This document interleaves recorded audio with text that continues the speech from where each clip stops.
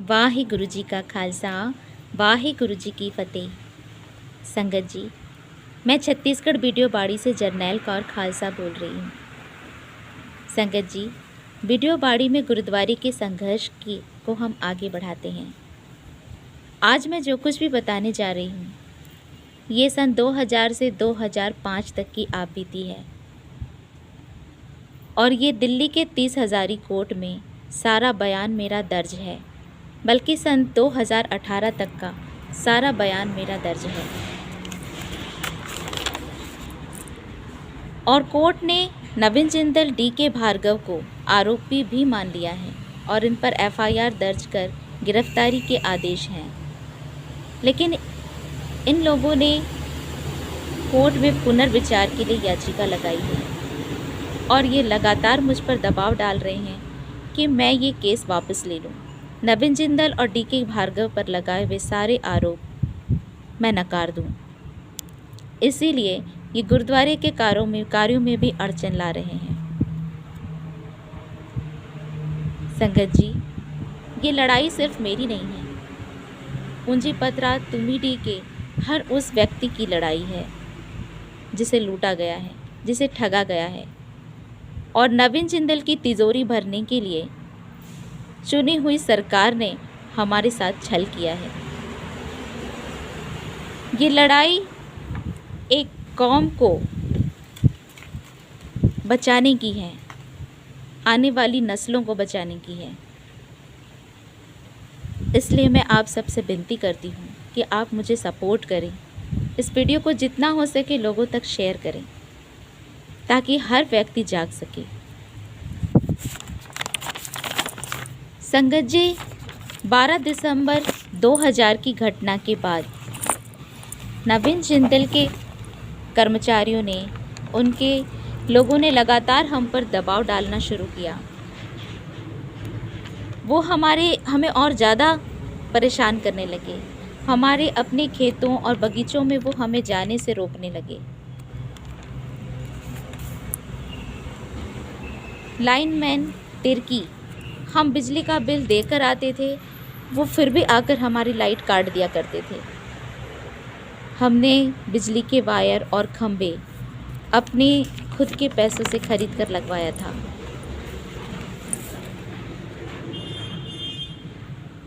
पटवारी लगातार मम्मी से ये कहते थे कि जिंदल बहुत बड़ा आदमी है, तुम उससे नहीं लड़ सकती।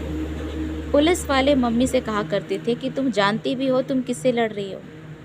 और एसडीओ साहब लगातार उन्हें उनकी नौकरी में परेशान करने लगे। उनके ट्रांसफ़र बार बार होने लगे। सन 2003 में मेरी उपस्थिति में डी.के. भार्गव हमारे घर आए थे।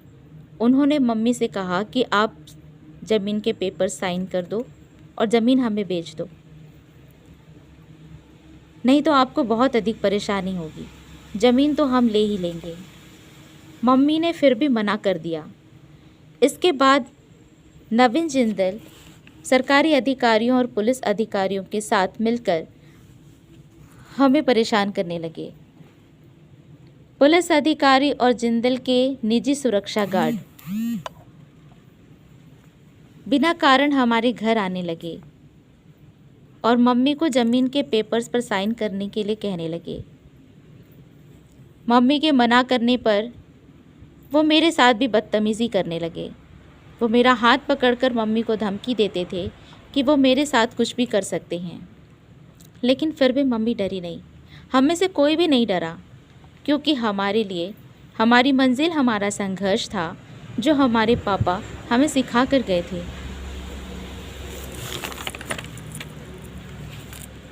28/5/2004 को थानेदार कोरी हमारे घर आए, जिस घर में हम आज भी रहते हैं और जो इसी ज़मीन पर है।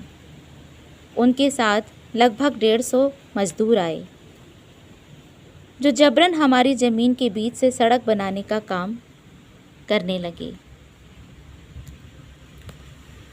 उन लोगों ने हमारे बगीचे को, आम और काजू के बगीचे को 3 बार पूरी तरीके से नष्ट किया था।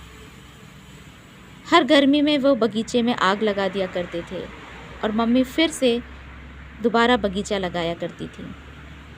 उस दिन उन्होंने हमारा आधा बगीचा नष्ट कर दिया। थानेदार कोरी के पास ऐसा करने के लिए कोई भी आधिकारिक आदेश नहीं था। ऐसा उन्होंने सिर्फ नवीन जिंदल के निर्देश पर किया। उन्होंने उस दिन मम्मी से कहा कि आज मैं 100 बार भी बोलूँगा तो 100 बार भी हस्ताक्षर करेगी। मम्मी ने कहा, आप ज़बरदस्ती कर रहे हैं तो ठीक है, मैं साइन कर दूँगी, लेकिन आपको भी मेरे एक कागज़ पर साइन करना पड़ेगा। मम्मी ने एक कागज़ में लिखा कि आज 28/5/2004 को थानेदार कोरी मेरे घर आए रात के समय में और मुझसे अपनी ज़मीन के पेपर्स पर साइन कराया। मुझे धमकी दी, इसलिए मैंने साइन कर दिया। इसके बाद मम्मी ने ये लेटर कलेक्टर, राज्यपाल और महिला आयोग के नाम पर लिखा था। थानेदार कोरी ने मम्मी के कागज़ पर साइन नहीं किया और वो मम्मी को धमकी देकर गए कि वो हम लोगों को देख लेंगे। 29/5/2004 को मम्मी ने इस सारी घटना की लिखित शिकायत रायगढ़ कलेक्टर को दी, लेकिन इस पर कोई कार्यवाही नहीं हुई। 23/6/2004 को थानेदार कोरी दोबारा हमारे घर आए और उन्होंने फिर से अपने साथ वो लगभग 150 मज़दूर लेकर आए।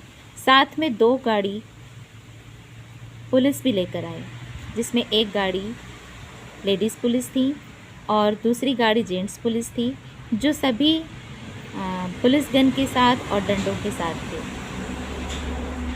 ये देखकर मम्मी तुरंत ही घरघोड़ा एसडीओ साहब को इसकी सूचना देने गई। मम्मी घरघोड़ा बस स्टॉप पर जैसे ही उतरी बस से, एसडीओ साहब के चपरासी ने मम्मी से कहा कि साहब ने आपको बुलाया है। मम्मी चपरासी के साथ उनके पास गई। वहाँ मम्मी उनसे कुछ भी नहीं बोल सकी, क्योंकि वहाँ जिंदल के अधिकारी पहले से मौजूद थे। मम्मी के पहुँचते ही उन्हें वहाँ पुलिस निगरानी में बंधक बना लिया गया और सुबह 11 बजे से लेकर शाम 6 बजे तक उन पर दबाव डाला गया कि वो प्रॉपर्टी के पेपर्स पर साइन कर दे। उस समय एसडीओ सुनील जैन थे। सारा दिन दबाव डालने के बाद भी जब मम्मी ने उनकी बात नहीं मानी तो उन्होंने कहा कि आपके बच्चे हमें काम करने नहीं दे रहे हैं, हम वहाँ पर उनके ऊपर जेसीबी गाड़ी चला देंगे।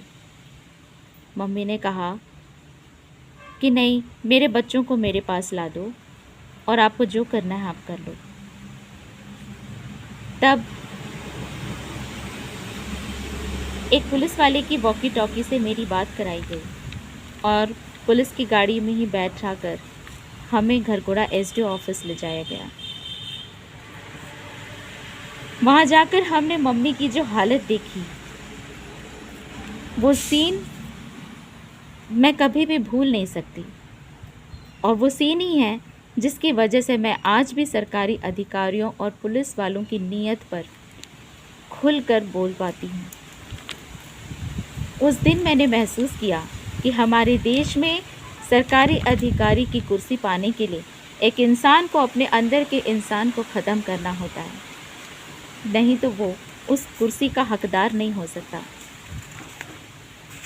उस दिन मैंने देखा मम्मी एक कुर्सी पर बैठी हुई हैं। सुबह 11 बजे से लेकर के शाम 6 बजे तक उन्हें ना पानी के लिए पूछा गया, ना उन्हें खाने के लिए पूछा गया, यहाँ तक कि उन्हें टॉयलेट तक जाने नहीं दिया गया। भूख से उनका चेहरा सफ़ेद पड़ गया था, फीका पड़ गया था। उनके पास से पेशाब की बदबू आ रही थी, उनके कपड़े गीले हो गए थे, वो बहुत ही लाचार लग रही थी। हम वहाँ पहुँचे तो हमसे तुरंत एसडीओ साहब ने कहा कि समझाओ अपनी मम्मी को। एक जिंदल के अधिकारी ने हमसे कहा कि अगर तुम लोग ज़मीन नहीं दोगे तो ज़मीन तो हम ले ही लेंगे, पैसे भी तुम्हें नहीं मिलेंगे। हम दोनों भाई बहन ने उनका कोई जवाब नहीं दिया। मैंने उनसे कहा, मम्मी को टॉयलेट जाना है, और मैंने मम्मी को कुर्सी से उठाया, वहाँ से बाहर लाए, और हम सीधा बस पकड़कर घर आ गए। घर पे बस से उतरने के बाद हमने देखा कि हमारी सड़क के बीच से दो भाग हो गए हैं। मम्मी थोड़ी दूर आगे तक चली और वहीं ज़मीन पर बैठकर वो ज़ोर ज़ोर से रोने लगी। उन्होंने कहा, आज इन लोगों ने तेरे पापा के 2 टुकड़े कर दिए हैं। वो काफ़ी देर तक वहाँ बैठकर रोती रही। फिर हम घर आ गए।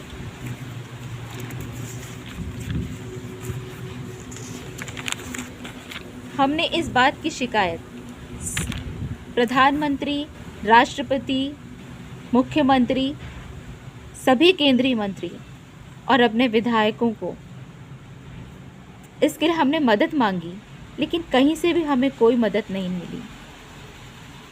इस घटना तक मेरा ब्याह हो चुका था और मेरा बड़ा बेटा हर्ष 1 साल का था। मेरी नौकरी भी लग चुकी थी जशपुर के बगीचा ब्लॉक में कम्युनिटी हेल्थ सेंटर में। उस दिन के बाद फिर हमने छत्तीसगढ़ उच्च न्यायालय में अपनी याचिका दायर की इस काम पर रोक लगाने के लिए। हमारे वकील प्रीतिंकर दिवाकर साहब थे, जो उस समय के छत्तीसगढ़ के सबसे बड़े माने हुए वकील थे। 1 सितंबर 2004 को हमें स्टे का ऑर्डर भी मिल गया। 2 सितंबर 2004 को हमने कलेक्टर और एसडीओपी को स्टे ऑर्डर की कॉपी दी। 4 सितंबर को हमने जिंदल को स्टे ऑर्डर की कॉपी दी और 13 सितंबर को हमने छत्तीसगढ़ हाई कोर्ट में इन सब की रिसीविंग जमा कर दी थी।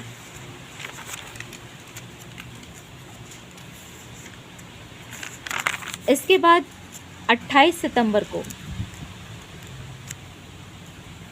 स्टे होने के बावजूद भी जिंदल के लोगों ने काम बंद नहीं किया और वो काम करने लगे।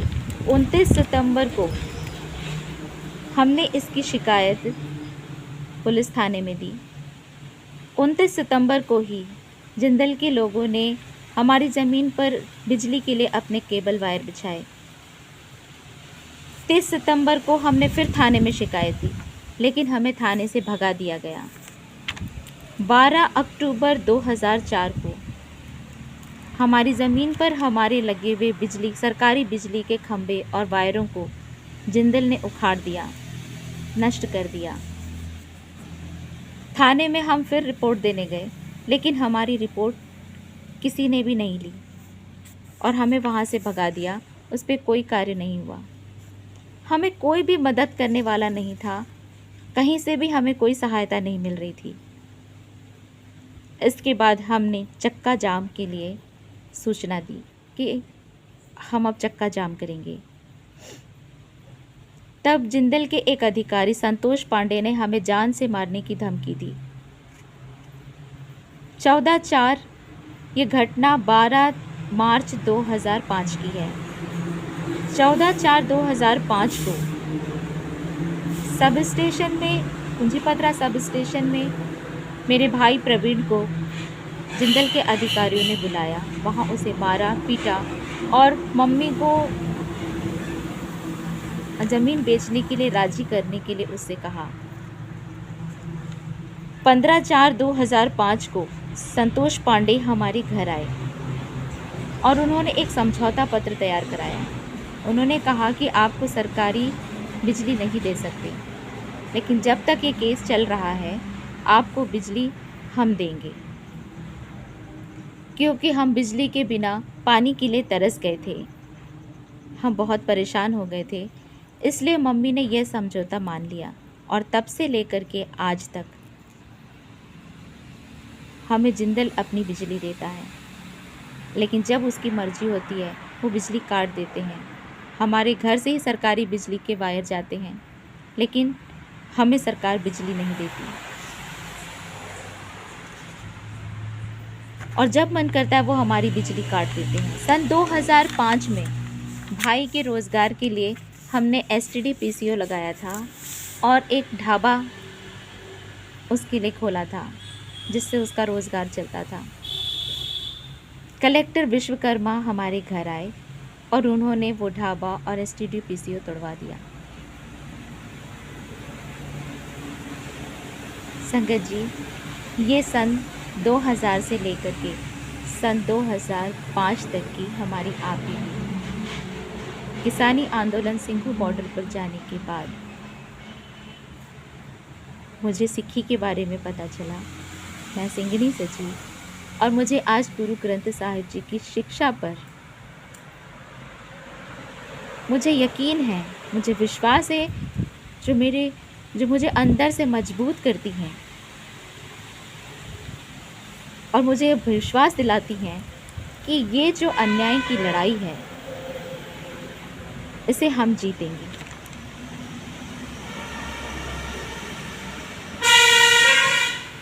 गुरु घर के बनने में जो वो अड़चन ला रहे हैं हमारे ऊपर, ये अड़चन भी वो इसलिए ला रहे हैं क्योंकि कोर्ट में वो अपने आप को सही साबित नहीं कर पा रहे हैं।